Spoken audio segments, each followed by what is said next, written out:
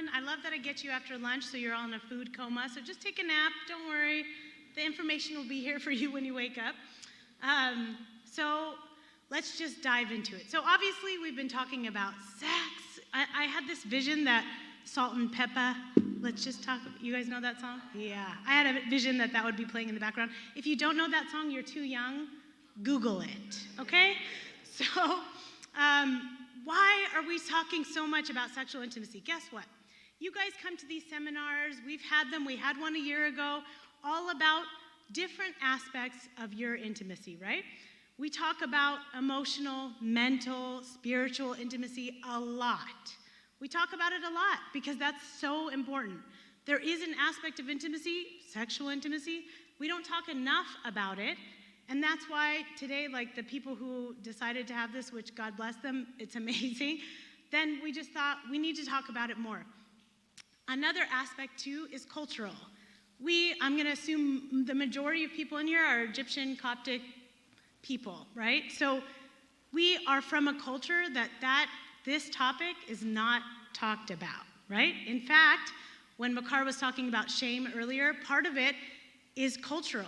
There's some cultural shame about it. It's not being talked about, it's not being addressed, it's being like quieted. We don't talk about that aspect. So what's interesting is that the media focuses a lot on experiential and physical intimacy. So when you're bombarded on the media by hearing about physical intimacy and experiential, like the experiential is like going and doing things together and whatever, all of that is beautiful, it's part of marriage. But when you're focusing primarily on this topic, then all of our information that we're getting, all of our younger kids, like all the information they're getting is from the media. So that's why we wanted to give you some different perspectives about it, because it's a little different than what the media has to tell us about it, right? So I think what we need to think about is all the lies that we are told, not just by society, not just by media, by our families, by our friends, by our culture. But I also think what's interesting is that the devil is at the heart of all of these lies. So in John 8:44, we're told he is the father of lies. So we're going to go through it from this idea of we're going to go through 10 lies, and we're going to talk about how we struggle in our sexual intimacy because of these lies, okay? Peter and I, my husband, we talk about writing a book called The Grand Lie, because once we became parents, we realized there's a lot of lies about being a parent. And if you're a parent in this room, you know exactly what I'm talking about, right? So here's the first lie, that sex is a shameful and dirty act. Makar already beautifully addressed this idea of it being shameful, right? But we want to think about, when were you first introduced to sex? Can any of you think about that? Probably not, or you probably just kind of have a vague idea. One thing I can almost guarantee you, you were not introduced to sex by your parents, or by a priest, or by a servant. You were probably introduced to it by media, something you saw on TV, something you heard at school. Maybe you took sex ed in your school. Lots of different ways, but not by the right people. Not by the people that have the best interest in your mind, for your life. Look at how our world and our media and what we take in has changed. I Love Lucy was a show that I used to watch when I was a kid. Now, I'm not that old. I'm a little bit old, but not that old. But to see the progression of what's on TV from I Love Lucy to something called Temptation Island, if you've never heard of it, do not watch this show. It is straight trash. It's trash TV.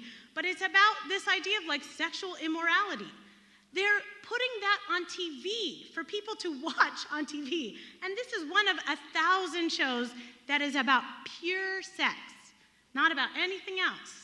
It's Temptation Island, that's what it's called. You get it, you know what I'm talking about. So obviously, this is not from our spiritual and our biblical understanding of sex and of intimacy. This is not what God wants for us, and yet we are bombarded by it. If you try to tell me that you're not influenced by media, I'd like to meet you. Come, we're gonna go sit on the side, because I'd like to understand you. Because if you're a human being and you live in 2022, you're influenced by the media, whether you know it or not. I'm not on any social media. If people know me, know, literally not on one single social media site. Somehow social media finds its way into my life. How? It's interesting. So the Bible speaks about the difference between sex before marriage and sex after marriage. When Makar was talking about how God designed it, God designed us to have sex. There's a difference between immoral acts and justified and sanctified acts that are celebrated and that we should celebrate together. God designed sex. Let me repeat that. God designed sex. For those of you that still have some shame or some thoughts about sex being dirty, that is not because you are seeing it through the eyes of God. If you saw it through the eyes of God, you wouldn't see it as a dirty or shameful act. He even talks about it when he sanctifies it through marriage, and he says that the two shall become one flesh.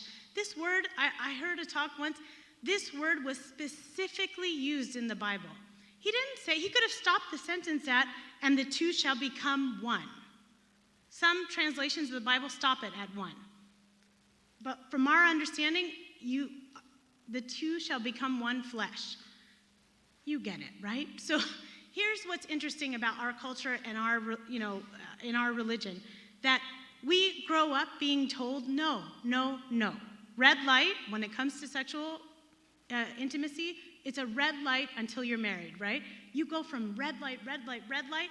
Then on February 9th, 2014, you're told green light, go. What? We went from 0 and now you want me to go to 100 in one day? Because I walked down the aisle in a beautiful white dress and Abuna told me I'm married, now all of a sudden I get a green light on this act? It's scary. It's scary and takes some work and some time to understand. Like Makar said, 6 to 9, did you say 19 months? Or 6 to 18 months to figure out that rhythm and that flow. There's this psychologist that talks about sex being a dance, right? It's this beautiful, if you've ever seen a person doing like a waltz, what a beautiful dance. That takes coordination. It takes understanding each other's movements. It takes a lot to get good at this dance. Same with sex. So for those of you that were like on your wedding day thinking like, I'm a little bit scared, I went from red light to now green light, you were not alone. Many of us felt that way. Many of us felt like, how can I be asked to do the waltz when I was not even taught how to do steps 1, 2, and 3 of a normal dance? It's a lot. So then you begin to think that maybe it's a dirty act. Maybe it's an act I shouldn't learn how to do. That's the lie. Get it? See how I did that there? Second lie. The only reason to have sex is to procreate. How many of you have heard this lie? I know I did. I went to a Catholic high school. I thought sex was only, like people that had children, they had sex 2 times. I literally thought that. Literally. Can you imagine like when you think a certain way of that sex was only made so that you can procreate? What about people that struggle with fertility? Are they not supposed to have sex? God designed humans to have sex in your marital relationship. Did not design it only to procreate. He designed you to have sex, and he designed it to be able to be fruitful and multiply through it. The Song of Solomon uses poetry, when Makar touched on that, uses poetry to convey this beautiful message of sex. You know, when I was reading something too, they were saying that in the Jewish community, they don't allow boys to read Song of Solomon until they're 14. Because it's such a seductive, beautiful, book in the Bible. It's in the Bible. It's what God wanted us to know and understand about sexuality through the context of marriage. When people think that you're only supposed to have sex to have babies, why would God make it a pleasurable act if it was meant only to have children? The clitoris, which we'll get to again later, its only purpose is for sexual arousal. That's it. There is no secondary medical purpose for the clitoris in women. So God designed us that way. This beautiful book that if any of those books you go look at, God's Sex in Your Marriage is a beautiful book by Dr. Julie Slattery. She talks about the pillars of marriage. You know what I love? Even in the pillars of marriage, intimate knowing is there, but it's not like intimacy. It's not just about sexual intimacy, but her pillars are faithfulness, intimate knowing, sacrificial love, and passionate celebration. You guys, these are what we need in our marriage.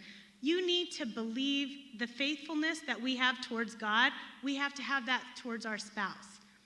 When there's any fear of trust issues or whatever in a marriage, it will come out in your sex life. It will come out in your emotional life as well. These pillars are beautiful. I won't go into it because I don't have 20 hours to talk to you, but read the book. It's a good book. But yes, one of them is intimate faithfulness, intimate knowing, sacrificial love. What are we, when Makar was talking about that, like Christ loved his church, what did Christ do to show us his love? He died on the cross. He sacrificed his life. God sacrificed his son so that we could live. That was how he showed his love. Of course, I'm not saying go die for your spouse, but sacrifice. Sacrifice your time. Sacrifice your energy levels sometimes. Sacrifice something for your spouse, because sacrificial love is such a beautiful pillar in marriage. Obviously, passionate celebration is what God intended. Look at the Bible. How many celebrations are in the Bible? 1,000,000. And they're all celebrations with joy and excitement. We need to have that in our marriages. So don't think about the lie of not having that. So lie number 3, we should be having sex a certain number of times a day, a week, for our marriage to be good and so that my spouse will not cheat on me. How many of you have heard this lie? I know you've heard it because they put it out on the media constantly.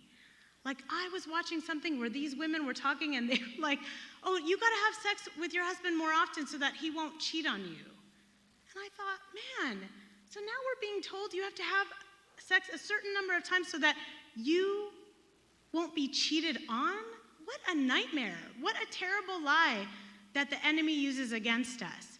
There is no formula of how often you should be having sex with your partner. There's no formula. Never, ever should you think, oh, let me compare myself. That person has it 5 times a week or, 6 times a month, whatever. But, here's my number. The number is insignificant. Let it go. There's no certain number that you should be having. This is a decision between you and your spouse. You figure it out. Some people have it more often. Some people have it less often. We're talking about having better sexual intimacy. We're not talking about having more frequent sexual intimacy. Infidelity happens for a variety of reasons. And almost none of them are simply because you weren't having sex enough at home. There are different sex drives. We all have different sex drives. It doesn't matter what gender you are. You have different sex drives to each other. So not every guy has the same drive as the next. Not every woman has the same drive as the next. But here's the problem. You come together in a marriage, you most likely will have different sex drives. Period. That's not a problem. That's something to be worked on. That's something to be discussed, something to figure out. Sex is not just a physical act. It is not something that if you do this a number of times, like, if you ever try an exercise program, they tell you, like, exercise a minimum of, 3 times a week or whatever. They're giving you a formula. If you do this, you'll get this result. It's not how it is with sex. I can't tell you, if you want your marriage to improve, have sex 2 times a week. I can't. I wish I could, because it would be easier. We'd all write it down and we'd figure it out. There's no formula. There's no amount, because it is not just a physical act. So we come to love languages. When people talk to me about their sex lives, it's so interesting.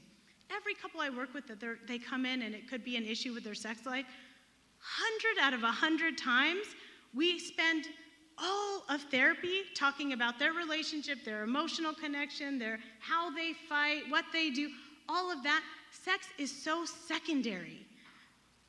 Men should open up your ears a little bit. Women require a bit more of the emotional intimacy to get to the physical intimacy. Did every man in the room hear me say that? I'll say it again. Women require more of the emotional intimacy to get to the physical intimacy. Love languages are key. For all of you in this room, love languages are key. Find out. If you've ever heard a talk from me or Makar, you have heard us talk about the 5 love languages. If you have not read the book, Gary Chapman wrote it. He's amazing. Go read the book. Those 5 love languages are key to your marriage. I honestly think it was a life changer for me. Life changer, not just my marriage, how I figured out my love to my parents, how I figured out my love to my friends. It's when you know your love language, you understand yourself so much better and you understand your partner so much better. If your wife's love language is acts of service and you want to have more sex, come home and wash the dishes. Come home and feed your children. Do something, because you have to understand, the more she feels loved, the more he feels loved, the more you guys can come together and show each other love through physical acts. Let me also just say, sexual intimacy does not only require sex. Sometimes, I was just telling the group, sometimes people have illnesses, like a medical illness, and you cannot, for some reason or another, have sex during that time period. It doesn't mean you can't have sexual intimacy. It just means you can't have sex. You can still have physical intimacy. You can still have other types of intimacy. So that's just something to think about. But love languages, children makes it hard, right? Having little kids makes it hard when you're talking about frequency. Maybe in the beginning of your marriages, maybe you had sex 3 times a week. Maybe some of you 7 times a week. God bless you. Good job. But maybe you had it way more often, and then you had kids, and for some reason, things fell to the wayside. I hear that I cannot tell you how many times I hear it. It's almost humorous when a couple comes to me and they're like, we're struggling with what's going on in your life? Oh, we had a baby a few months ago. Boom, there's your answer. So that does not mean, because you had children, that does not mean you no longer get to have sex. That's not what that means. That means you have to do a bit more planning. You have to do a bit more figuring things out. Don't let it unravel, you guys. Don't let this be like a snowball effect. We don't have sex for a few months because we just had a baby. A woman's body is changing. It's kind of a disaster for a while. And then, then there's the mood shifts, and then the kid is crying or whatever. It's going to snowball. You'll find yourself, the kid is now graduating from college, and you're like, uh-oh, we haven't had sex in 18 years. Guess what? True story. That happened to someone. Like, I work with lots of couples, so I hear lots of stories, and some of them are really devastating. To think that a couple hasn't had sex for 18 years, that's a long time. That's a very long time. A few months, not that long. You'll get over it. 18 years, long time. Do not let it be a snowball effect. Think about planning. We'll get there. But another lie. Women hear this all the time. The pleasure of sex is only for men to enjoy. You know what? This is not only a message that media tells us. If you read the Bible, which I hope you all do, lots of women in the Bible that are not great, Jezebel, things like that, use their sexuality as a sin, right? If they're using it to cause sin or to cause people to stumble. So women are often thought of as like not good, like this is like a bad, for women or whatever. So you're always taught like the pleasure of sex is meant for men. But here is something I want to remind you of. The clitoris is only in a woman. The clitoris, whatever the way you say it, but it is only in women. Men do not have this organ, and that is only made for sexual pleasure. So if you're a woman sitting there thinking, only men get to enjoy sex, why would God design you with an organ that was only made for you to reach sexual plateau? Why would he have done that if he didn't want you to enjoy it? He wants you to enjoy it with your husband. Women are portrayed as sex symbols in the media, and it makes godly women feel a sense of shame about their sexuality. A lot of Christian couples that I work with, the woman says, I'm ashamed to wear lingerie. I think it's dirty. It's like for the bad girls. This is a message they were given somewhere along the way. I feel ashamed to tell my husband that I enjoy aspects of sex. I worked with a couple, they're Christian. They grew up in a Protestant Christian home. Beautiful, beautiful couple. They were struggling with their sexual intercourse because she had so many things that she loved that he was doing, but she could not verbalize it. She could not say it to him. So they would have sex, and he would ask her, like, are you good? She's always like, I'm good, I'm good, I'm good, I'm good. Finally, when she told him, like, I really like it when you do this, he said to her, well, who taught you that? Where'd you learn that? Did somebody else do that to you? He started to shame her for wanting more of what he was already doing. So it just shut her down. She stopped communicating about it. She stopped telling him because she started to feel like, I must be dirty or sinful or wrong if I enjoy certain things and I'm telling him. This is wrong.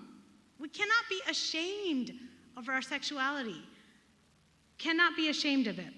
There are treatable medical conditions that get in the way of sexual pleasure. It is true. Not everybody enjoys sex, but guess what? Sometimes there are actual medical problems. We're going to get into that in the next couple slides, but that can get in that way. So you have to get treatment for that. No problem, treatable. And some studies suggest that men have a higher sex drive because of testosterone. It's not 100% proven. It's just some studies suggest it. We were just talking about this in our discussion group with women. We think that men have such a higher sex drive than women because women are kind of not allowed to say that they enjoy sex. Because again, it comes back to what are we bombarded with? If I enjoy sex, that means I'm a stripper, or I'm a bad girl, or something is wrong with me. This is a lie. It is a lie. If you are a woman married, it's okay for you to enjoy sex. It was made for you to enjoy it. There's only one proper way to have sex. A lot of us Christians have been taught that, or we've heard that, or, the media makes fun of it, right? Like, we've all heard of the missionary position, and it's like, oh, only Christians can do the missionary position. That's it. Can't do anything else. Don't even think about turning. No. Get back into your position, right? It's wrong. Sexual intimacy looks different for every married couple, and it all depends on your desire, your communication, your connection, your interest, your body mechanics. Some people need a certain type of sex, different for everyone, right? So figure that out. How we connect to the idea of sex impacts our desire. If you connect to it in a shameful way, like Makar was saying, when you think of it as dirty, you fall into the lies, then you're connecting to it in a different way that is going to create a lower desire for you. Because a reminder, sex is meant to be pleasurable. That is not something I'm making up, you guys. That is like God said it. I don't think he didn't say sex should be, but you get it. God meant it to be that way. This is another lie we're told. If I maintain my virginity before marriage, God will reward me with an amazing sex life after marriage. That's a lie.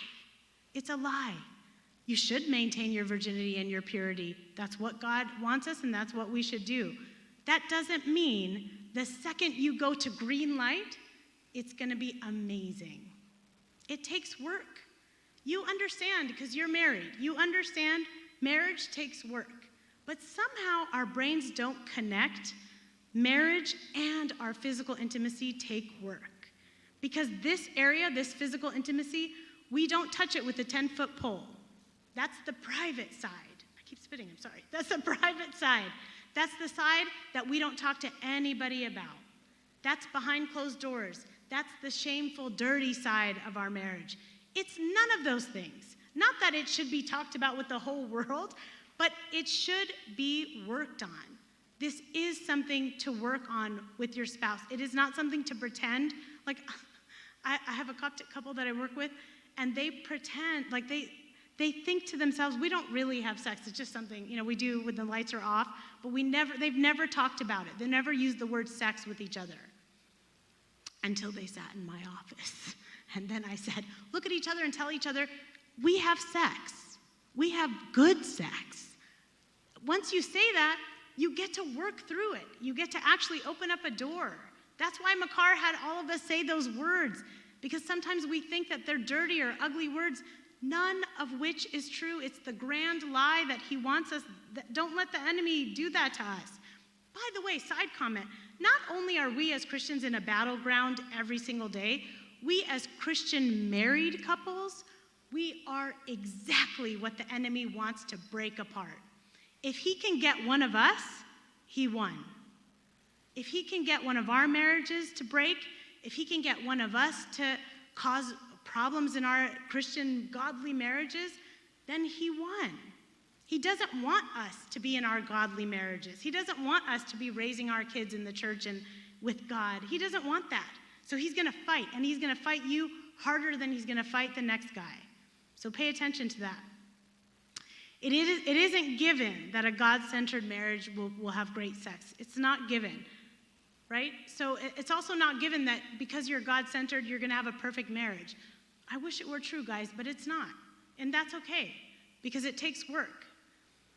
God wants us to maintain our sexual purity before marriage and after marriage. We're going to get into what that means, but God wants us to maintain our sexual purity, both before and after.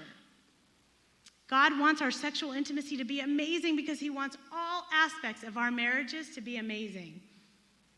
You're going to hear me, just as Makar made us learn the word learn a lot, you're going to hear communication from me, because learning and communicating is the key to having a good sex life. You want to know the answer? That's the answer. Learn and communicate. Okay, watching pornography will enhance my sex life. This is another lie. It's a bad lie. It's a big lie. Pay attention. Watching pornography does the opposite of enhancing. It not only creates an unrealistic fantasy, but it uses lies to distract you from what sexual intimacy was really created for. You guys, pornography is not only a fantasy, it is something that it can be addictive. When you watch pornography, it releases dopamine and oxytocin, all the same, guess what? Same hormones that are released when you're having sex. Imagine how addicting that is when you can do that with no vulnerability. Watching porn by yourself, even with your spouse, there's no vulnerability there. It's a fantasy. It will not enhance, it will distract. Sometimes people tell me, oh, but Maggie, we're bored. You're bored of your spouse? You're bored of your sex life? So you think watching porn is going to make you less bored? All it's going to do is for that 4 seconds make you excited, but it is not going to change your sex life with your spouse. It will make it worse. I am telling you guys with 100% guarantee, watching pornography will ruin your sex life, because it creates a whole fantasy that no one sitting in this room will ever be able to fulfill. We just can't. You know why? Just like Makar said, we are not athletes in the fantasy world. That's not what we do for a living. So you can't do what they're doing. It's not real. None of them have children.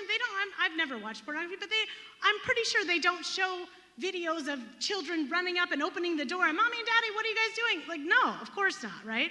It's in isolation. It's a bubble. So when you have boredom, that is probably a lack of communication. Probably there could be some sexual trauma, there could be societal influences. I'm going to go with probably there's a lack of communication.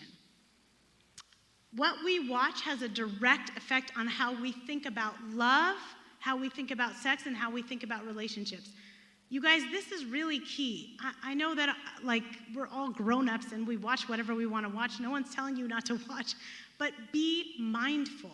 Even little things like lots of women watch The Bachelor. Even things like that, not that it's a bad, whatever, but it is going to put ideas in your head, okay? Those are not real. It's not reality. No man is planning a date with a helicopter and landing here, and it's like perfection, and that's not real. But if you watch that all the time, what are you telling yourself? That's what I want. You may know it's not real, but you may be deceived by the enemy to think that's what you want. I'll tell you what, if Peter planned a date with a helicopter, I'd be like, bro, what were you thinking? what on earth? It's strange, but they do it on The Bachelor a lot. So it has a direct influence. Watching porn, watching these kinds of shows that give you a deceived viewpoint on relationships and how love works. Be mindful of what you're putting into your minds, what you're consuming. Another lie is that pornography is not addictive. Wrong. Because watching porn releases, like I said, dopamine, which leads to compulsive, addictive behaviors. If it was not addictive, we wouldn't have people coming to our office talking about how this is troubling. I had a boy who was like 17 years old. He started watching porn when he was like 13. And he would come and he was talking to me. He started therapy because of anxiety, which everybody comes to therapy because of anxiety. And when you start to unravel, why are you anxious?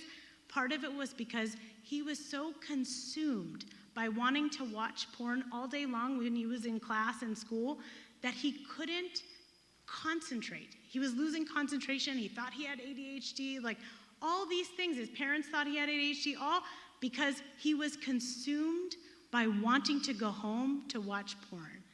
That's how much it can be addictive, where you think about it all day long. In 2014, I thought this was really interesting. A study showed that 22% of search titles on Google contained a sexually explicit item or term. 22%. I don't know how many of you guys, I Google everything, right? I Googled just the other day, how does a refrigerator work? Like, I Googled everything, and yet 22% of the Google searches had a sexually explicit term. That's mind-blowing. That's a lot.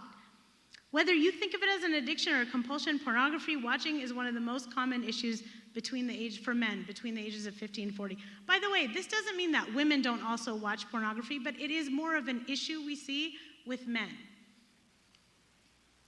So this is another grand lie, that something is wrong with me if I don't enjoy or desire sexual intimacy with my spouse. This is both for men and women. I know we talk a lot about women not wanting sex or not being interested in sex, or sometimes men don't want it, but they don't own up to it. Maybe they don't say it because it's not socially acceptable for a man to go, I'll take it or leave it. It's not a big deal. But there's lots of men that feel that way, okay? So sometimes we think something is wrong with me if I don't desire it or I don't want it. This is where you want to really understand why your desire is not there. There is a reason that you would not be desiring sexual intimacy with your spouse. There's an actual reason. You want to get at the root of it. There could be many reasons, but we want to get at the root of it. When people ask, like we were just talking about in the discussion group, is it a problem if you don't want to have sex? I think it is. I think it is a problem. Not that you should be wanting to have it, again, a certain number of times a day, but if you don't want to have sex at all with your husband or wife, I do think that there's an issue there to explore. Here are some of the treatable sexual dysfunctions we talk about. There's desire disorders. So there's a lack of sexual desire or interest. Sometimes this is from low libido or hormonal issues, or there's some trauma. But these are the different categories of sexual dysfunction, right? So desire disorders. There's arousal disorders. This is the inability to become physically aroused or excitable during sexual activity. So this could be stress-induced, it could be psychological conditions, could be porn usage. Orgasm disorders, this is the delayed or absence of orgasm. This is an actual disorder. So if there are people who have, they say like 10% of women never have an orgasm in their life. They also say 50% of women struggle with it. So it's something to consider. Could I get help for it? Could I get treatment for it? It could be treated. There's medications, both for women and men, and it could be something that you want to talk through, with a professional. But erectile dysfunction, 1 in 10 men are estimated to have ED at some point in their lifetime. That's a lot of men that struggle with that. Pain disorders, so there's, I'm going to say this wrong, vaginismus. I'm sure Dr. Nabil will correct me, but there are disorders, pain disorders, like women may struggle with pain during sex. If this is a problem, don't be ashamed of it. Don't hide from it. Let's figure out if there could be treatment for it. There are medications that are amazing out there for all sorts of issues. We need to use our resources. There are also books, and there are just lots and lots of resources for you to figure out what could be going on with me that I'm struggling with my intimacy. So this is just if you want to know more about the disorders, you can always come talk to me. But there's like emotional factors, physical factors that influence all of those issues when it comes to the sexual dysfunctions. Let me tell you something really interesting. So, oh my gosh, I haven't even read my notes. Terrible. Nowadays, there's like this trend in Gen Z, in the younger generation. One of them is they're calling themselves asexual. You guys have heard of that term? It's so interesting as a psychologist to hear someone say, I'm choosing to be asexual. That's my sexuality. I really have a hard time with it because that's a dysfunction. Like, we know it's a dysfunction. We work with people about this. So to consider yourself like, it's okay for me to be asexual. It's okay. I don't want to have sex with men or women. Okay, I think there's a problem. Like, we should explore it. It's fine. You want to call yourself whatever you want, but if there's something going on internally for you where you feel like, no, I just don't want to have sex, Maggie, I'm not interested in it, let's talk about it. Let's chat about it. Let's communicate, because there could be a way in which you might end up enjoying sex. You might end up seeing that there was just a treatable condition that needed to be addressed. Here's the final, see, I'm almost done, you guys. Here's the final lie. The difference between duty and demand, that your spouse owes you sex. In 1 Corinthians 7, 3-5, we do learn that through marriage, our bodies are our spouses and our spouses' bodies are ours. We were just talking about in group that we always focus on how the submission is always like the woman submit to the husband. Have you ever read those verses? Because guess what? The man, the husband, your body is your wife's body as well. It is vice versa. Did you read that? When I read it, I was like, I feel like maybe I read that wrong the first time. We are owed each other our bodies. That is our duty. Yes, as husband and wife, you have duties to each other. Do not be offended by duties. There's nothing wrong with that. There's nothing wrong with that. He has a duty to love you as Christ loved the church.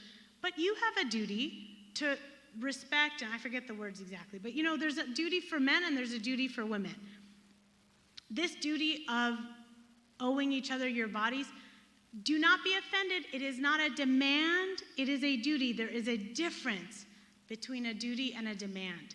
You will never have a good sex life if you are being demanded to have sex. You will never. That is not the way it works. You cannot force someone to do something and then all of a sudden they're going to enjoy it and make you happy and you're going to be happy.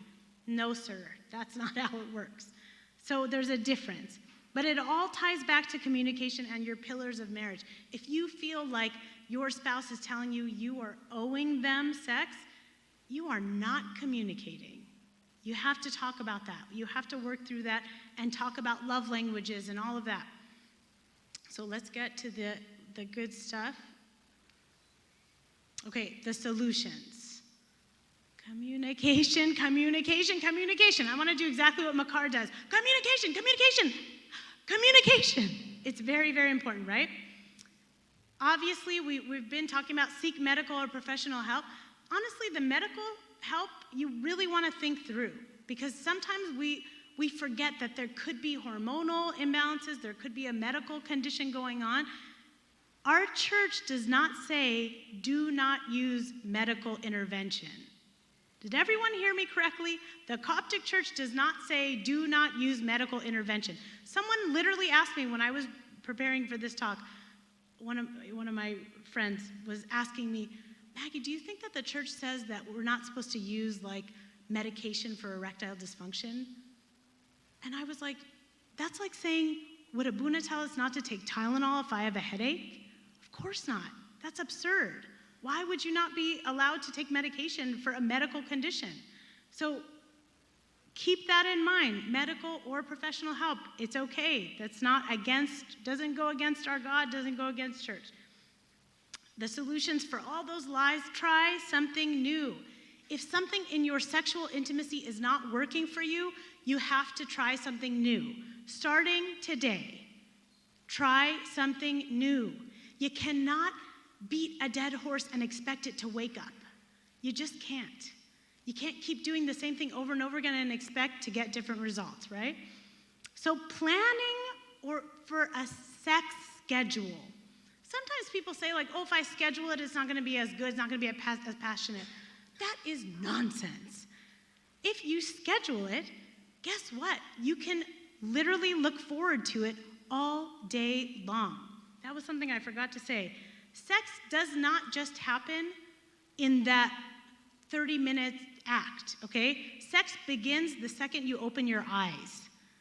If you are wanting foreplay, you start by flirting with your partner. You start by sending them a quick love text. I don't remember which Tisoni told me this, but that an Abuna would send her every day like a text of like, I love you, you look beautiful, you're hot, whatever it is, like flirting with his wife. That's lovely. Why don't we do that? It doesn't take but 4 seconds to send like, I love you. Yesterday, Peter's flight got delayed and I was like, don't worry, God loves you. Like my plans got moved or whatever, my patient moved, so it's okay, I can pick up the kids. And he's like, well, at least God loves one of us. And I said, it's okay, honey, I love you. And he wrote back like, he's not even an emoji guy, but he wrote back like 1 million emojis, like how cute that was. And I was like, see, something that didn't even cross my mind made him happy, okay? Those are little things. Flirt with your spouse. So beginning foreplay the moment you wake up. Flirt with your spouse. I already said it, see? Discover what turns you and your spouse on. Guys, communication. You may be assuming that something turns your partner on. This happens all the time, you guys. We make lots and lots of assumptions. And how dare us to make an assumption? Who are we to assume this is going to turn him on or this is going to turn her on without asking? A long time ago, I worked with a couple where the guy used to, in foreplay, like he would do like sex talk, and he would use language that would trigger the girl. Like he would call her upper region, like a more vulgar term than breasts, right? He wouldn't use that word, he'd use like a more vulgar term. And it would turn her off immediately. And the whole time he was doing it, he thought she was getting turned on by it. So when they came and we would start talking about their sex life and dissect it, and finally she said to him, please stop calling this region that term. And literally that's what did it. Like it changed. It was all about his assumption that calling her these words that he thought was like gonna turn her on was doing the opposite. It was turning her off. So you gotta communicate about this stuff and find out what turns each other on. Enjoy sex because it was designed for you to. Get out of your head. There's a book called Get Out of Your Head. I don't highly recommend it, by the way, side comment. But if you are reading, I know many people have read it. It is about anxiety and stress and things like that. But I love the idea of get out of your head. Sometimes we're too much in our head. Okay, guess what, men? Women spend all of our time in our heads. We just do. Get over it. We do it, okay? We don't compartmentalize as well as you do. God bless you. You were designed differently than us. We just don't. We think about our kids. We think about that girlfriend that annoyed me the other day, and we're still thinking about it. We think about our boss who was annoying. We think about all that stuff all the time. We, just as men, should get out of our heads, because when you're in your head, you're not really enjoying sex as much, okay? If we can get out of our heads just for 30 minutes, sometimes 15 minutes, just do it. Get out of your heads just to enjoy sexual intimacy with your partner. Lock your door. Many of you who tell me I can't have kids because I can't have sex because I have kids. What? There's a contraption called a doorknob with a lock. If you don't have a doorknob with a lock, go to Home Depot, purchase one today, and put it on your door. Lock your doors. Then you feel secure and comfortable to have sex when you want to without your kid coming in. Mommy, what are you doing? Don't worry, it's locked. He's not going to be able to come in. Lock your door. Try having sex at different times of day. If you're too tired at the end of the night to have sex, guess what? You can have sex in the morning. It's okay. You're allowed to, okay? You can have sex at different times of day. You can have sex the second one of you walks in from work, put on Coco Melon for your kids, go upstairs, have sex, come back down. Done it, tried it, it works, no problem. Do that. I'm telling you, different times of day works for different people. You have to find out what works for you. You have to. This is serious, you guys. This is like a way in which for you to connect to your husbands and wives. Do this. Find this way. If you can't do it at night, do it in the morning. Read books on how to enhance your sexual intimacy. We have resources for you. Go read one of those books. They're good. They help you with language. They help you understand more. And guess what? If you both are reading it together, my poor husband, God bless him, but I always force him to read the same books that I'm going to read, and he's always like, oh, I don't, he wants to read about physics, and I want him to read about psychology. So, if you're reading together, then you can be like, oh, remember what that chapter 2 was talking about? Blah, blah, blah. We can talk about it. We can communicate. Everyone remember that word? We can communicate, and then we can enhance our sex lives. The last one is everybody together. Wow, you're really tired. Did any of you eat cookies? That's good. Cookies. Communicate, guys. Communicate. Communicate. Talk with each other. Talk with each other explicitly about what you want in the bedroom. Explicitly. Don't just expect that they are assuming this or they know how to do this or whatever. Say explicitly what you want, what you desire, what you need from your partner. This is one aspect of your marriage. But we talk all the time about how to enhance your emotional, spiritual. You get it. This part of your marriage needs to be worked on just as much. That's it, and glory be to God forever. Then I always want to help. So if I can help in any way, here's all my information. I would have given you my mailing address, but I just don't think you need that, right? But yeah.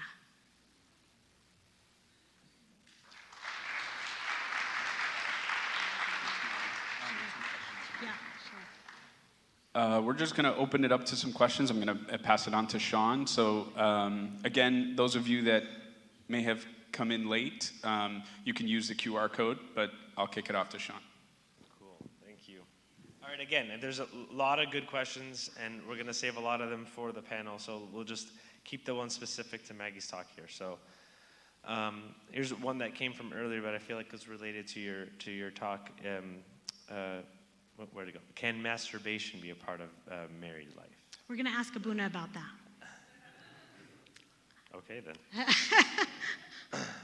Because I cannot speak to that, but one of the Abunas can. Okay. I will say this. Masturbation is a selfish act. It's being done selfishly to yourself, okay? If that is the only thing that is creating arousal or pleasure, again, that is a problem to be communicated and worked on with your spouse, okay? I cannot speak to whether or not that is a good thing, bad thing, do it, don't do it, I cannot. But I can say, if that is your only way, or if that is something you look forward to more than having sex with your husband or wife, that's a problem. And if that's a problem can be worked on. You touched on this also, but guilt is instilled in us about sex and pleasure from such an early age. Can you talk a little bit more on how to get over that? Yeah, I know. It's a grand lie. You see what the enemy does? But part of it is also cultural, right? Like when I was saying, when were you introduced to sex? Because you were not introduced to it in the healthiest way. You were not introduced to it by the people that love you the most. So you think about it when you're being taught not to do something, because again, before we're married, we're being told, do not do this thing, which we should be told that. That's okay. We should be accepting of the fact that there are things we can and cannot do. We are Christians. We have to live separate, and we have to live apart. But when you're told something is wrong, wrong, wrong, and then you're being told, now it's okay, there is this sense of guilt. Like, are we allowed to do this? Like, people have asked me, like, can we try different positions? I'm like, I asked a lot of abunas when I was preparing for the talk, like, what can I say, Abuna? Like, tell me the right thing, the wrong thing. Abuna was so wise. He said to me, Maggie, we are not in your bedroom. We abunas, we priests, we are not in the bedroom. We are not going to tell you something is right or wrong necessarily in the bedroom. Although I did hear the stance that our church takes is against anal sex. That's like a church stance. It's against anal sex because it's wrong. Anyways, Abuna could talk about that. But other positions, no Abuna, I don't think, is saying that's wrong to try different ways. So this guilt that we have over, like, should we try this? We're not allowed to do this, whatever. Remember, we are Christian. We are not in a religion that dictates every movement that we make. There are different religions that do that. Christianity doesn't necessarily do that. When God created sex, he did not specifically define it as the missionary position, period. He did not do that. So this guilt that you might be feeling, again, it might just be at the core of how you were introduced to sex. So it's something, again, to talk about and work through. The Bible says men and women married are designed to have and enjoy sex, agreed. But are men designed to connect emotionally with their wives? We are different. Oh, that's a really good point. Does someone have an answer to that? I love it. Yeah. Yes, men are designed to connect emotionally with their partners. Yes, I love it. You're also designed, yes. Yes, you might have been designed differently, but that doesn't mean you are not a human being. All human beings are designed to connect emotionally with other human beings. You guys get that, right? We are humans. So during COVID, one of the worst things was the isolation, because we wanted to connect to people. I don't know if you guys were the people that did this. I was that person. I would go to the supermarket 5 times a day just so I could see other human beings. I cannot be away from people all day long. It's terrible. But yes, men, you might be designed slightly different, but guess what? You, of course, are created to connect emotionally to your wife. Of course. Have you ever seen little boys not tell their mommies how much they love them, not tell their daddies how much they love them? Look at children and you'll learn how adults should be. Both little boys and little girls will run to their parents telling them how much they love them. Men are designed to emotionally connect. You just don't prioritize it as much as women. Again, that's all socialization. That isn't biology. God didn't say, like, oh, men are going to have a gene that's different than women. No. It's just how you were socialized. You're socialized to be more physical, and, boys are so much more aggressive than girls. We're taught differently. It's all just how you were wired through socialization and media and fill in the blank, culture. All right, final question for the session. What is sex therapy like? So it all depends on who you go to. So when you take a class in sex therapy, it is mind-blowing. I want to tell you, don't take one unless you're going to be a therapist. But it is all about how to talk to a couple about sex. But there are some sex therapists. There are actually people who are Christian sex therapists. So they specialize. They're Christian. They call themselves Christian, and they specialize in sex therapy. You think that you're going to go in and you're going to have to read the Kama Sutra or whatever. That's not what sex therapy is. It's figuring out why your sex life isn't working for you. And will somebody suggest a different position? Sure, because we want to suggest whatever will help the two of you work it out. But I think that if you're going specifically to a sex therapist, that means maybe something in your sex life is really not working for the two of you. Why not try it? And if it doesn't work for you or doesn't feel good, leave. You don't have to stay, it's okay. But yeah, so it's designed to focus specifically on your sexual intimacy. But they end up talking about because all of these areas, it's like spaghetti. It all kind of goes into each other, right? Okay, I think that's it for today. Thank you, Maggie, so much. Thank you.